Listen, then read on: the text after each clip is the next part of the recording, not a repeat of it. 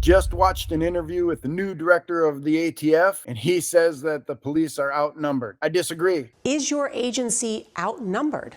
I think all law enforcement are outnumbered, but we're not outsmarted. What laws would you like to see changed that could help the ATF stop this scourge of gun violence? There's a great national discussion about all the different laws out there, and Congress just acted in a bipartisan way to provide more laws. But again, it's really important that people understand that the ATF is not a political agency. But before we talk about that, let me let you know that we've got a gun giveaway going on. It's happening right now, and it ends really soon. It's absolutely free. All you got to do is click the link in the description down below to learn which brand new gun you could win. All right, so now finally, after 7 years, we have a full-time, not an interim, director of the Bureau of Alcohol, Tobacco, Firearms, and Explosives.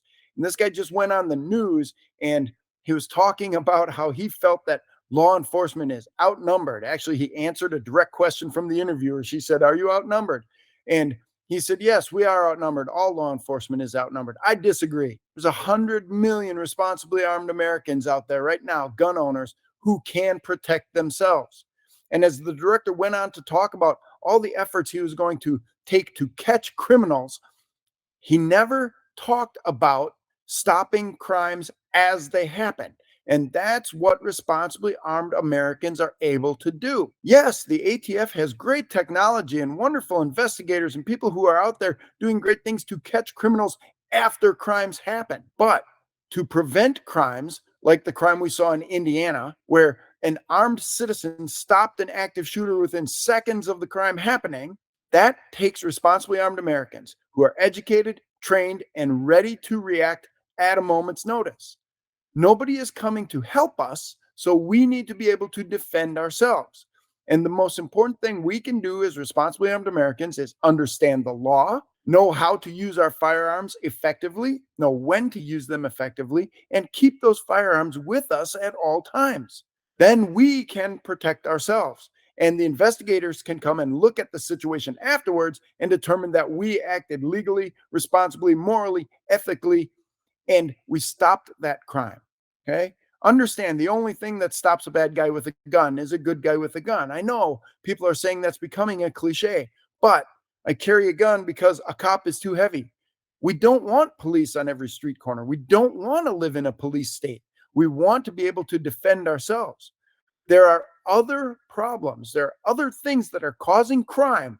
Firearms do not cause crime. And for the liberal media to say that easy access to firearms increases crime, completely false.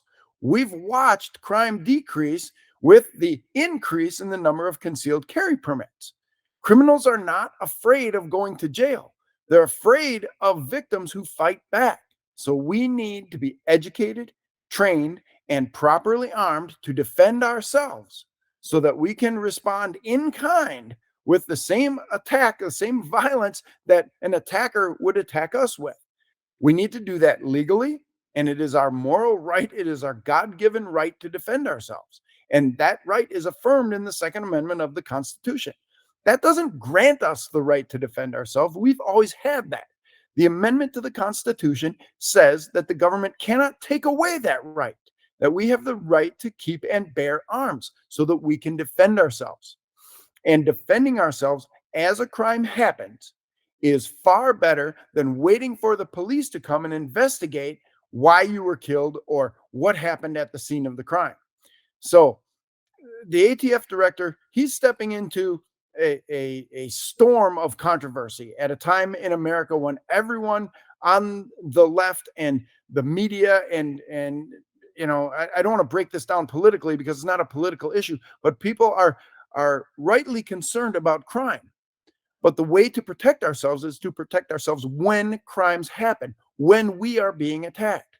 The interviewer also asked him which laws he would like to see to help reduce crime. And that kind of made me laugh right out loud. More laws are not going to reduce crime. That's not how it works. Criminals, by their very nature, do not follow laws. So if we give them more laws, that's not going to reduce crime. They're going to ignore more laws. More gun control laws only impact the law-abiding citizen because we will follow those laws. because we're law-abiding citizens. Criminals are not. So if we're looking for an assault weapons ban or a rule that says we can't have large capacity magazines or restrictions on who can carry guns and where, those things are not going to reduce crime. Again, criminals don't fear arrest. They don't fear going to jail. In most cases, in most of these cases, criminals, they're not worried about going to jail. They're worried about people fighting back.